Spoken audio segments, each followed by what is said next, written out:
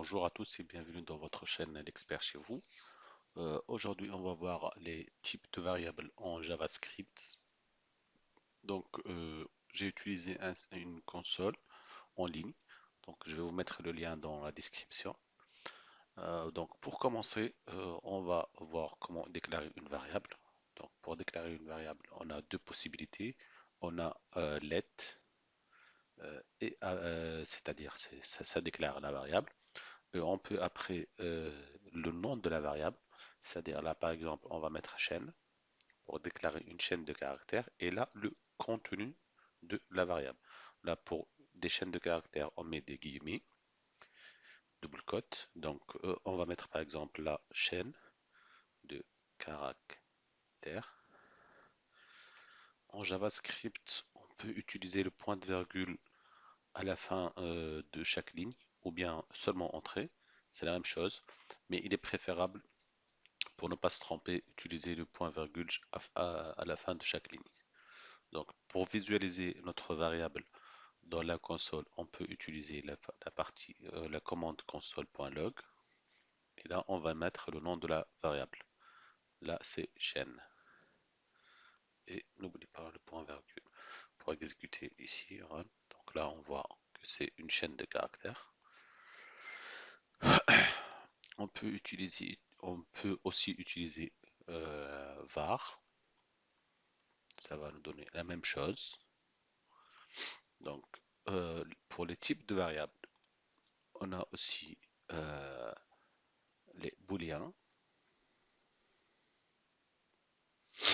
Var bool est égal true, par exemple. Et là, si on veut visualiser bool, ça va donner true ou false, par exemple, comme on veut. Bien sûr, on peut utiliser aussi var number, qui est égal à 42, par exemple. Et là, pour visualiser number,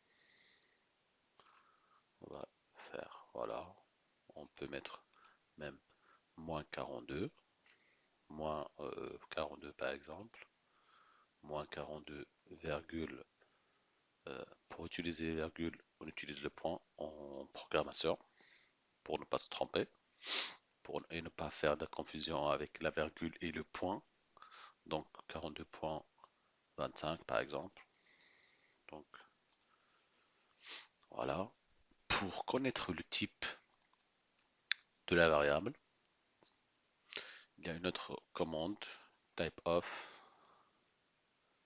et là on met par exemple chaîne, on va utiliser chaîne pour donner un string. Vous voyez là, c'est un string. Ou bien pour bool,